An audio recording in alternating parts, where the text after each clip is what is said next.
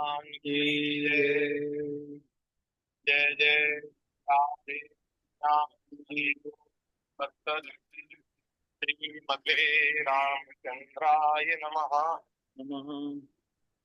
ओम नमः परमहंसास्वादित चरण कमल छिन्मकरंदाय भक्त जनमानस निवासाय श्री रामचंद्राय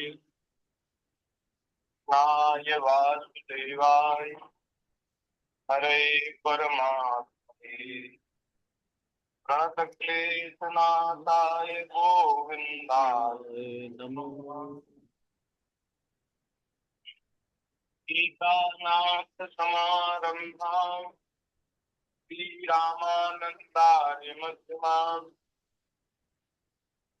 अस्मदाचार्यपर्यन्ताम् वन्दे परम्पराम्।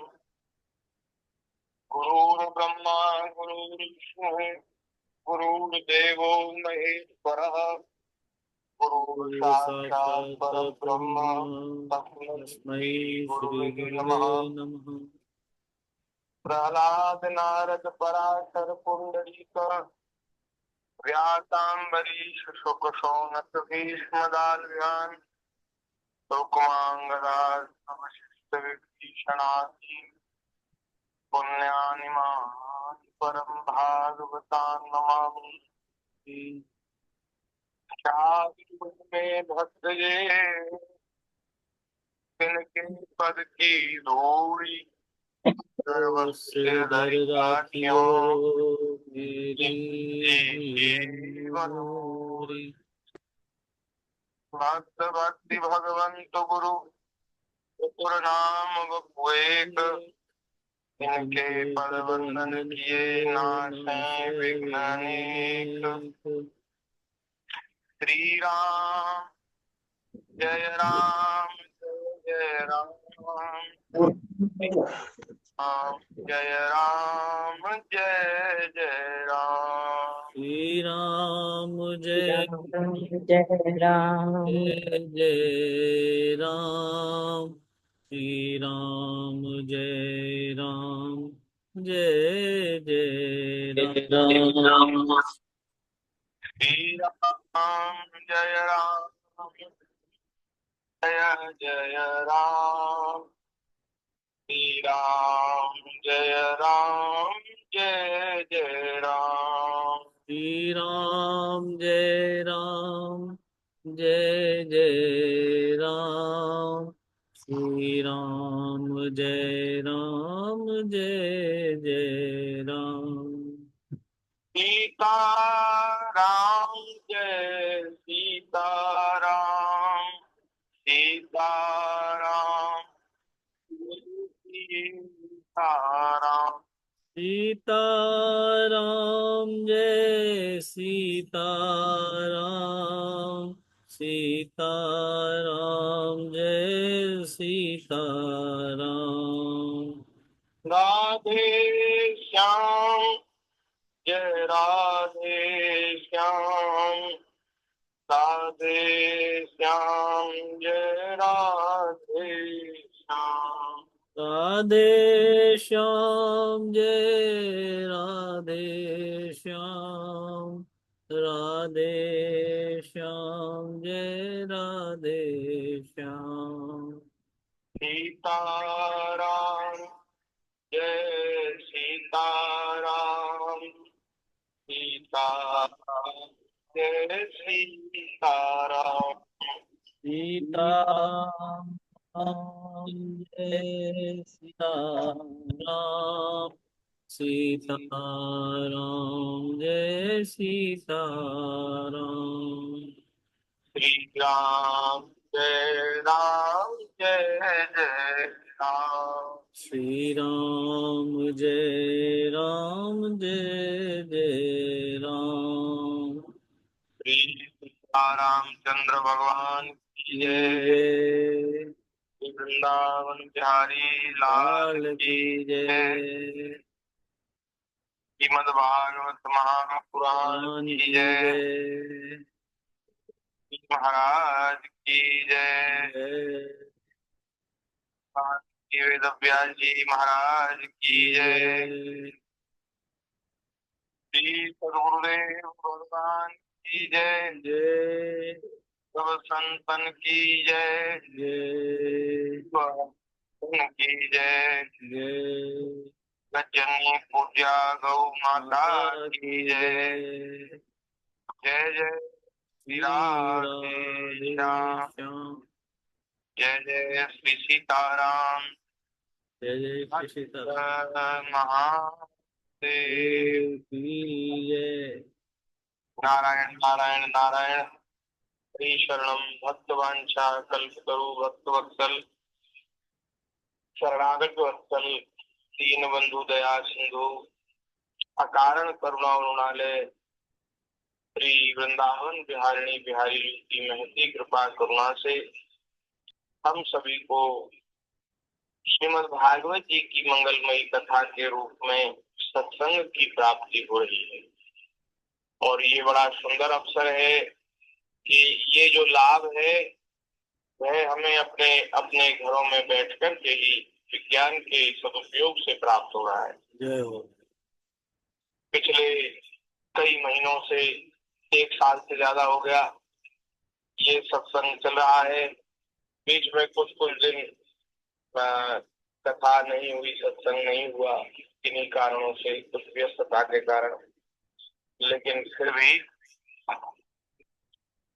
लगभग एक साल से तो अधिक हो ही गया होगा। जी इतने लंबे समय से आप सोचिए, ये ठाकुर जी की कृपा से ही संभव है। जी। हाँ, इतने लंबे समय तक माने रोज कथा सुनना कहना, ये भगवान की कृपा से ही संभव है। ठाकुर जी ने ऐसी कृपा बना रखी है हमारे ऊपर कि हम लोग को चर्चा करके अपनी वाणी को पवित्र कर रहे हैं और अपने चरणों को, कानों को धन्य कर रहे हैं। जी, तो प्रथम स्कंद से चर्चा शुरू हुई। पहले रामचरितमानस का सत्संग हुआ था, फिर उसके बाद प्रथम स्कंद से महात्म्य की चर्चा करने के बाद प्रथम स्कंद से चर्चा शुरू हुई और करते करते हम दसम स्कंद में पहुंच गए। दसम स्कंद के बाद एकादश और द्वादश, अभी 2 स्कंद बाकी है। तो लगभग 75% 80% तो कथा हो चुकी है। जय हो जय हो। 20-25% बची है।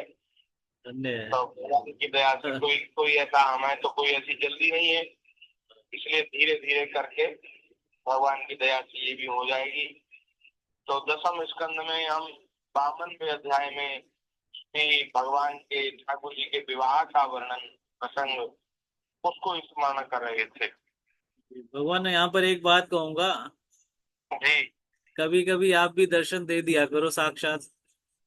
अच्छा, आज सत्संग के बाद देखेंगे, आ जाएगी वीडियो तो मैं ज्वाइन कर लूंगा है।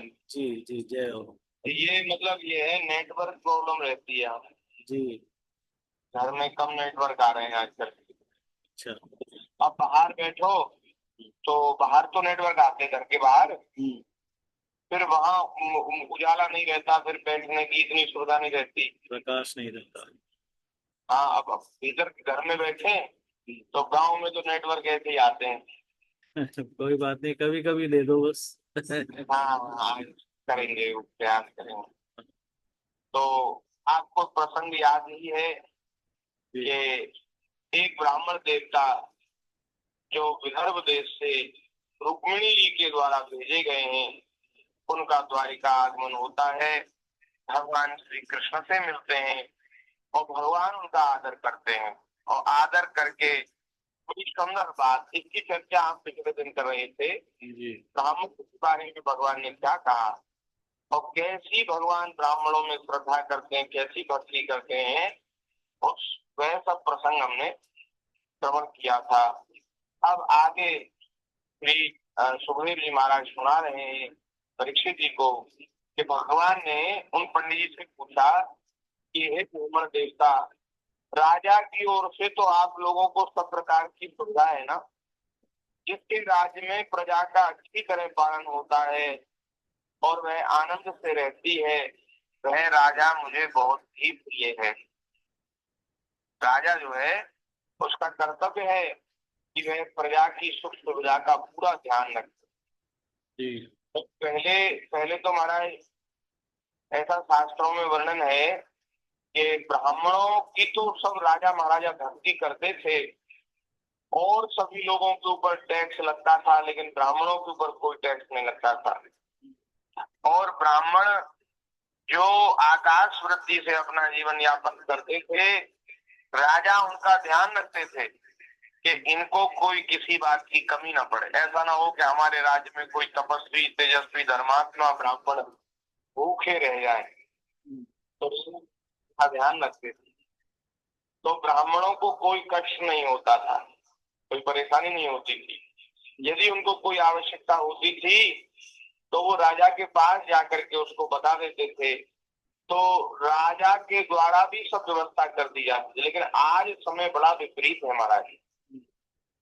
अब देखो सब लोग कहते हैं कि अब ब्राह्मण तो लोभी हो गए और ऐसा हो गया वैसा हो गया, पर हम लोग ये विचार नहीं करते कि आज परिस्थिति कैसी विकट है। कोई पूछने वाला नहीं है महाराज ब्राह्मणों को। जो अपने धर्म का पालन कर रहा है उसके मार्ग में विघ्न पैदा करने वाले तो हैं, लेकिन उसकी सहायता करने वाला उसकी रक्षा करने वाला कोई नहीं। सरकार की ओर से तो कोई लाभ है नहीं। जो जनरल कास्ट वाले हैं, ब्राह्मण हैं, वैश्य हैं, उनको तो कोई वो नहीं है, आरक्षण नहीं है। दूसरे लोगों को आरक्षण मिलता है। तो सरकार की ओर से कोई लाभ नहीं है और सब चीज महाराज पैसे से मिलती है। महंगाई इतनी हो गई कि इसका कोई ठिकाना नहीं। अब पहले के जैसा समय नहीं है भैया कि बिना पैसा के गुजारा हो जाए। अब तो पैसा चाहिए। में लिखाई में पहले तो देखो पढ़ाई लिखाई में पैसा नहीं लगता था। पहले ब्राह्मणों के बच्चे गुरुकुल में जाकर पढ़ते थे। गुरुकुल में कोई खर्चा नहीं था। वहाँ कंद मूल फल खा करके भिक्षावृत्ति करके जो विद्यार्थी हैं वो पढ़ते थे और वहाँ सेवा शरीर से करते थे। गुरुजन उनसे कोई रुपया थोड़ी लेते थे। अब आजकल पढ़ाई देख लो कितनी महंगी है। और महाराज इतना महंगा जमाना है कि अब तो पानी भी पैसा से खरीदना पड़ता है। हाँ देखो शहरों में तो पानी का भी बिल आता है। हाँ गांव में तो चलो बिल नहीं आता, तो मोटर लग गई, अब मोटर चलेगी बिजली से, अब बिजली का तो बिल आएगा, तो बिजली का बिल है और सब साग सब्जी है, अन्न धन है, सब खरीदना पड़ता है। तो अब आजकल तो भैया अर्थ युग है, तो बिना पैसा के काम चलता नहीं है। इसलिए बेचारे ब्राह्मणों के ऊपर बड़ा संकट है। तो इस तरह से भगवान कह रहे हैं कि आपका वो राजा, आप ब्राह्मणों का ध्यान रखते हैं कि नहीं रखते वहां के जहां आप रहते हैं। तो ऐसे जो राजा हैं जो अपनी प्रजा का पालन करते हैं अच्छी तरह से, वो मुझे बहुत प्रिय हैं। ब्राह्मण देवता आप कहाँ से किस हेतु से और किस अभिलाषा से इतना कठिन मार्ग तय करके यहाँ पधारे। यदि कोई बात विशेष गोपनीय न हो तो हमसे कहिए, हम आपकी क्या सेवा करें। भगवान कह रहे हैं कि आपके आने का क्या कारण है। तो जब भगवान श्री कृष्ण ने इस प्रकार ब्राह्मण देवता से पूछा तो उन्होंने सारी बात कह सुनाई। उन्होंने कहा कि प्रभु मैं रुक्मिणी जी का संदेश लेकर आया हूँ, उन्होंने आपके लिए कुछ बात लिख करके भेजी है, तो वो संदेश महाराज आप पढ़ लीजिए। तो पुत्र जो लाए थे वो भगवान के हाथ में पकड़ा दिया। तो भगवान सभा के मध्य में बैठे थे, तो भगवान ने कहा कि आप महाराज आप स्वयं पढ़ करके सुनाइए, हमारे सभाजनों को भी तो पता चले कि रुक्मिणी जी ने क्या लिख के भेजा है। तो पंडित जी को ही दिया, पंडित जी ने पढ़ करके सुनाया। उसमें रुक्मिणी जी महाराज कह रही हैं, उन्होंने लिखा है, रुक्मिणी जी लिख रही हैं,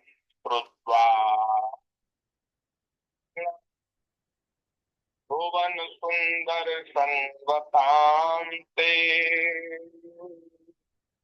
निर्विद्य कर विवरे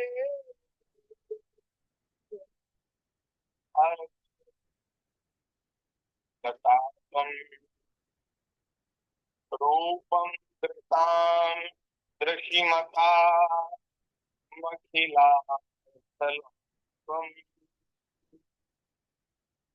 त्वय्यच्युता विशति चित्तमपत्रपम् मे।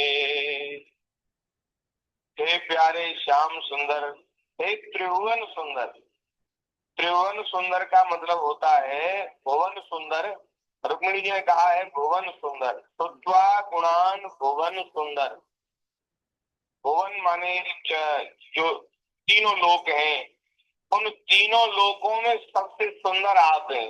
यो, त्रिभुवन सुंदर हैं आप, त्रिभुवन सुंदर हैं। स्वर्ग में भी ऐसा कोई देवता नहीं महाराज कि वो आपके स्वरूप स्वरूप को जीत पावे। कामदेव भी लज्जित हो जाए ऐसी झांकी है महाराज। तो जो स्वर्ग के देवता भी आपकी समानता नहीं कर सकते, तो पृथ्वी में तो सौंदर्य ही कितना है। पृथ्वी का सौंदर्य बहुत श्रेष्ठ नहीं है। और पाताल में भी महाराज जो नीचे का लोक है पृथ्वी से, उसमें भी बहुत सुंदर स्त्री पुरुष हैं, लेकिन वे भी आपकी तुलना नहीं कर सकते। आप तीनों लोकों में सबसे अधिक सुंदर हैं। अरे तीनों लोकों में नहीं, अनंत कोटि ब्रह्मांडों में, यो, पूरे ब्रह्मांड में भगवान के जैसा कोई नहीं। यो, हाँ, क्योंकि आप प्रकट भय विधि न बनाए, और सब प्राणी तो ब्रह्मा जी ने बनाए हैं। ब्रह्मा जी उनके कारीगर हैं और सब सृष्टि उनकी रचना है। लेकिन हमारे जो ठाकुर जी हैं, ब्रह्मा जी ने उनको नहीं बनाया, उन्होंने ब्रह्मा जी को बनाया। तो भगवान ने ब्रह्मा जी को बनाया, तो जो बनाने वाला है उसकी समझ से उस पदार्थ में शक्ति आती है। जैसे देखो, बड़ी से बड़ी कोई मशीन बनाई है, तो वो किसी ना किसी मनुष्य ने ही दिमाग लगा करके उसमें ऐसी तकनीकी भर दी कि वो बड़े से बड़ा काम भी बड़ी सरलता से कर लेती है। तो मुख्य जो मूल में, तो उस वैज्ञानिक की बुद्धि उस मशीन को बनाने में वो हेतु बनी है। तो उसकी बुद्धि उससे श्रेष्ठ है। जो जो वस्तु है, उस वस्तु से श्रेष्ठ उसको बनाने वाला होता है। तो ब्रह्मा जी से भी श्रेष्ठ है, क्योंकि ब्रह्मा जी को उन्होंने बनाया है प्रभु ने। तो भैया ठाकुर जी तो क्या कहने उनकी सुंदरता का, त्रिभुवन सुंदर है। रुक्मिणी जी कह रही है कि हे प्रभु आप त्रिभुवन सुंदर हैं। आपके गुणों को जो सुनने वालों के कानों के रास्ते हृदय में प्रवेश करके एक एक अंग के ताप जन्म जन्म की जलन बुझा देते हैं। आपके जो गुण हैं वो ऐसे सुंदर हैं कि उनको कोई सुनता है ना, तो उसके कानों के माध्यम से वो हृदय में प्रवेश कर जाते हैं आपके गुण, और वो हृदय की जलन को, और जो जन्म जन्म से जो इस जीव को दुख है, अशांति है, कष्ट है, उस सभी दुख कष्ट को आपके गुणानुवाद, आपकी लीला कथा वो मिटा देती है। ये भीतर का भीतर से मार्जन करती है। जैसे भीतर से जब तक शुद्धि न हो, तब तक बाहर की शुद्धि, बाहर की पवित्रता का महत्व नहीं है। जैसे किसी सोने के कलश में भीतर मदिरा भरी हो, तो भले ही वो सोना कितना भी पवित्र है, सोने का कलश बहुत श्रेष्ठ है, लेकिन मदिरा भरी है और बाहर से उसको खूब गंगा जल से आप साफ करो तो भी वो पवित्र नहीं होगा। तो भीतर से पवित्रता होगी तो पवित्र होगा। और देखो, चाहे मिट्टी का घड़ा हो और उसमें गंगा जल भरा हो, तो वह मिट्टी का कलश भी वंदनीय है, पूजनीय है। और सोने के कलश में भी मदिरा भरी हो तो वो भी श्रेष्ठ नहीं है। इसी प्रकार भीतर का जो, भीतर की जो पवित्रता है, भीतर की जो सफाई है, उसका महत्व ज्यादा है। बाहर से भले ही ना हो, बाहर से भले इतनी सुंदरता न हो, लेकिन भीतर की सुंदरता ज्यादा आवश्यक है। लेकिन महाराज भगवान के जो गुण है ना, वो भीतर से मार्जन करते हैं। और भीतर से जब सफाई करते हैं, भीतर से पवित्रता कर देते हैं, और जब हृदय में भगवान के गुणानुवाद जब निश्चित हो जाते हैं, तो वह जीव को, मनुष्य को भीतर से बाहर से दोनों तरफ से एकदम सुंदर बना देते। तो ये है भगवान के गुणों की महिमा। तो ऐसा होता है कभी कभी कि जो देखने में सुंदर दिखते हैं, उनका स्वभाव बड़ा खराब होता है किसी किसी का। तो बोले आप देखने में तो सुंदर हैं ही, त्रिभुवन सुंदर हैं, और साथ ही साथ आपका स्वभाव भी बहुत अच्छा है। आपके गुण इतने श्रेष्ठ हैं, इतने श्रेयस्कर हैं कि वो हृदय में जब प्रतिष्ठित होते हैं तो हृदय की जलन को शांत कर देते हैं, जन्म जन्म की व्यथा को मिटा देते हैं। तो हे प्रभु, आप अपने रूप सौंदर्य को, जो नेत्र वाले जीवों के नेत्रों के लिए धर्म अर्थ काम मोक्ष चारों पुरुषार्थों के फल और स्वार्थ परमार्थ सब कुछ है, श्रवण करके हे प्यारे अच्युत, हे श्री कृष्ण, मेरा चित्त लज्जा शर्म सब कुछ छोड़कर आप में ही प्रवेश कर रहा है। रुक्मिणी जी कह रही हैं कि मैंने जब से आपके गुणों के बारे में सुना है और आपके रूप सौंदर्य के बारे में सुना है, तो मेरा चित्त तो अधीर हो गया है। और एक संकोच होता है, कन्या के मन में, स्त्री के मन में संकोच होता है। बोले वो सब संकोच लज्जा छोड़ करके मेरा मन तो आप में ही प्रवेश कर गया है, आपके चरणों में ही लग गया है। अब मैं आपकी हो गई हूँ, हे स्वामी, मैं आपकी दासी हूँ, आप मुझे स्वीकार कीजिए। हे प्रेम स्वरूप श्याम सुंदर, चाहे किस दृष्टि से देखें, कुल शील स्वभाव सौंदर्य विद्या अवस्था धन धाम सभी में आप अद्वितीय हैं। आपके जैसे आप ही हैं और कोई नहीं है। मनुष्य लोक में जितने भी प्राणी हैं, सबका मन आपको देखकर शांति का अनुभव करता, आनंदित होता है। तो प्रभु, अब इसमें मेरी क्या गलती है कि मेरा मन आपके ऊपर लग गया, मेरा मन आप में लट्टू हो गया, इसमें मेरा कोई दोष नहीं। क्योंकि संसार में ही नहीं, तीनों लोकों में ऐसी कोई धैर्यवती महान गुणवती कन्या नहीं होगी जो आपको अपने पति के रूप में वर्ण न करे। जिसकी विवाह योग्य अवस्था हो और वो महाराज आपको देखने के सुनने के बाद यदि आपको वर्ण न करे, ऐसी कोई स्त्री है ही नहीं त्रिभुवन में। तो इसलिए बोले महाराज मेरा मन आप में लग गया, तो फिर इसमें मैं क्या कर सकती हूँ। तो आप ऐसा कोई दोषारोपण न करें कि बताओ ये भी कोई बात है, कैसी कन्या है, इसने हमको देखा नहीं, समझा नहीं, जाना नहीं और अपना मन हमें दे दिया। तो इससे आप दूसरी धारणा मन में न लावें।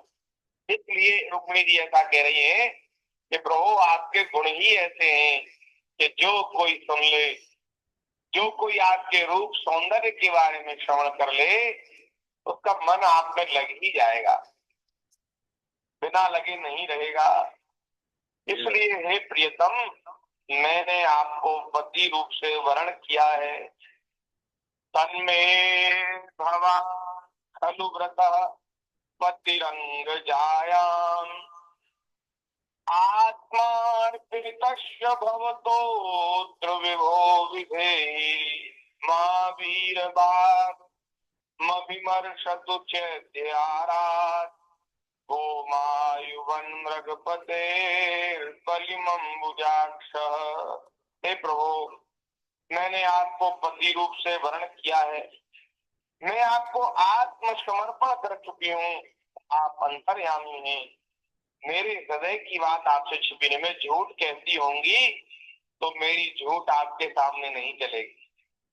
मैंने अपना सर्वस्व आत्मसमर्पण जिसको कहते हैं, आत्मसमर्पण मैंने कर दिया है, आपके चरणों में बिक गई हूँ। तो हे अंतर्यामी आप जानते ही हैं, इसलिए अब आप विचार करके यहाँ पधार कर मुझे अपनी पत्नी के रूप में स्वीकार कर लीजिए। क्योंकि जब मैंने आत्मसमर्पण आपके चरणों में कर दिया तो अब मैं आपकी हो गई। अब ये मेरा शरीर जो है, मेरी जो आत्मा है वो आपकी है। अब इस शरीर को कोई और स्पर्श न कर जाए, तो आप यहाँ आकर के मुझे अपनी पत्नी के रूप में स्वीकार कीजिए। ऐसा ना हो कि कोई सिंह के भाग को कोई सूगर खा जाए। सिंह के लिए है और उसको कोई दूसरा जानवर, जंगली जानवर खा जाए, ऐसा ना हो महाराज। तो इसलिए आप आकर के मुझे अपना लीजिए, शिशुपाल आदि जो है वो मेरा स्पर्श न कर जाए, ऐसा उपाय कीजिए। मैंने यदि जन्म जन्म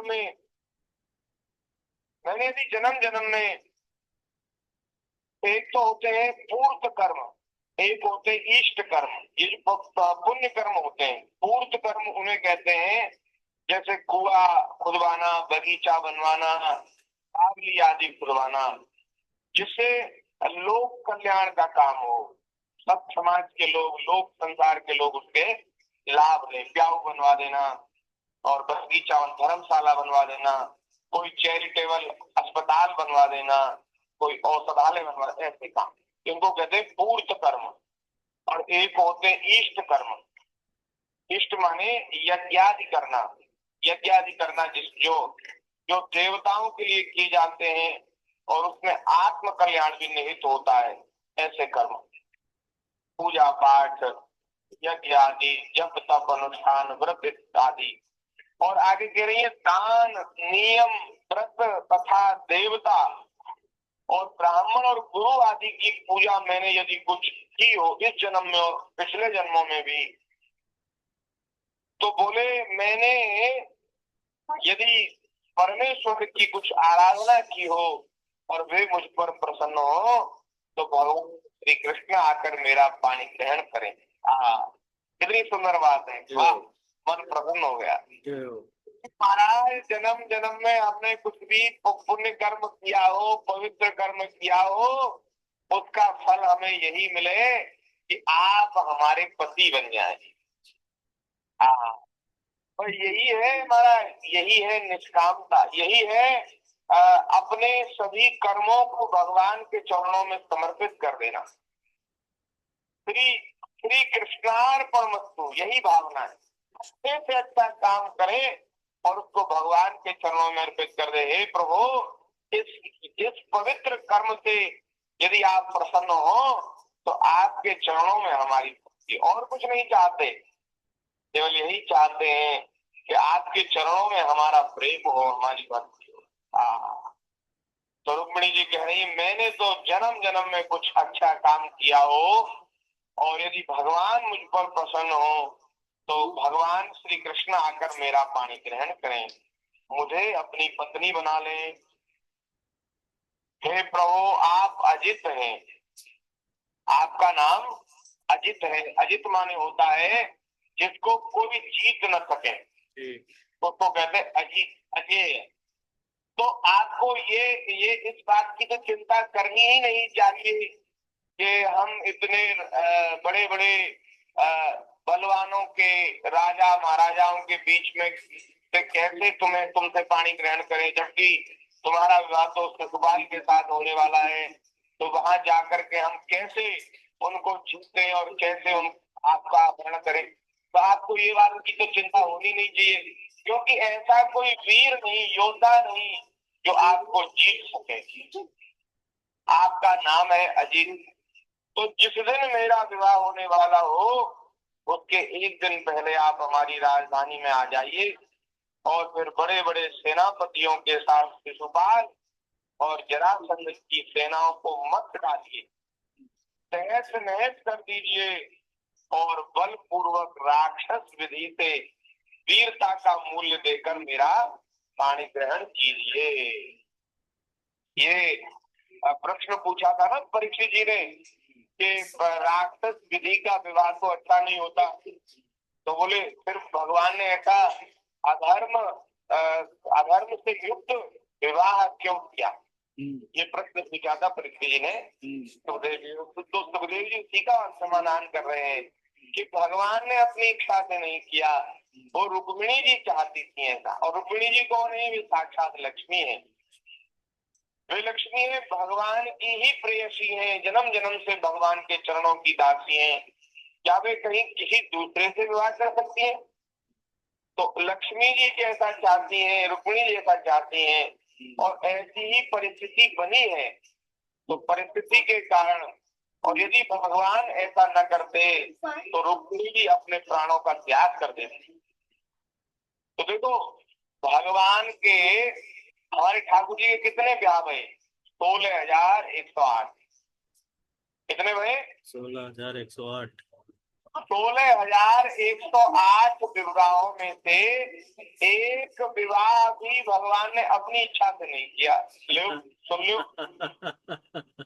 16,108 के 8 अच्छा। पूरे के पूरे भगवान ने उन उन देवियों की इच्छा से, जो भगवान की पत्नी है ना, उनकी इच्छा पूर्ति से भगवान ने विवाह किया। उनके कल्याण हेतु है? उनके कल्याण हेतु नहीं, वो चाहती थी कि हमारा विवाह हमें ठाकुर जी अपना में हमारा विवाह हो भगवान से, श्री कृष्ण से। अच्छा, तो बोले उनकी इच्छा थी, तो भगवान ने ऐसा क्यों किया? भाई सबकी इच्छा हम माने ये कोई जरूरी तो नहीं है।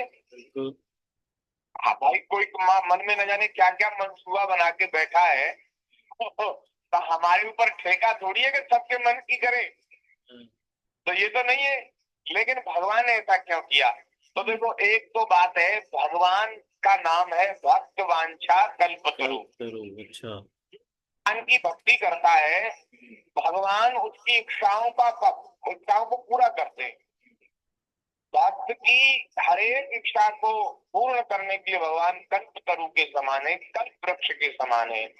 तो जो जो भगवान के सामने आता है और भगवान से जो कुछ चाहता है,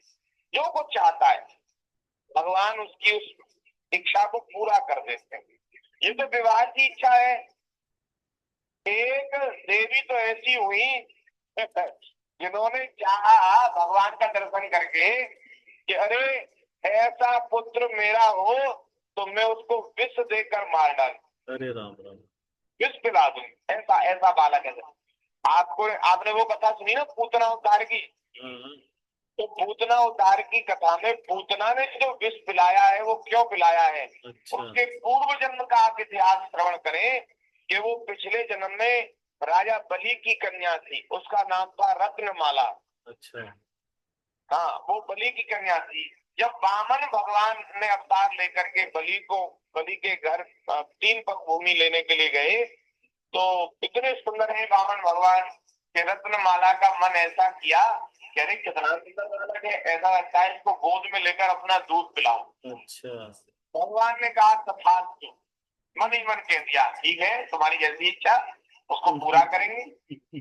अच्छा, फिर जब संकल्प कर लिया 3 पग भूमि देने का, भगवान विराट हो गए, बलि का सर्वस्व ले लिया, बलि को नाग पास में बांध दिया, वरुण पास में बांध दिया।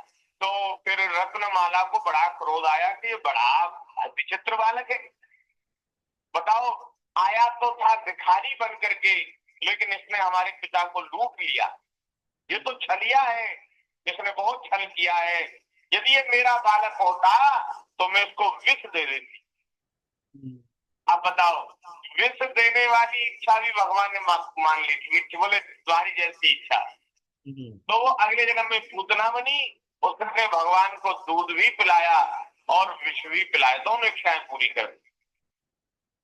तो भगवान के सामने जो कोई आ जाता है, भगवान उसकी इच्छा पूरी करते हैं।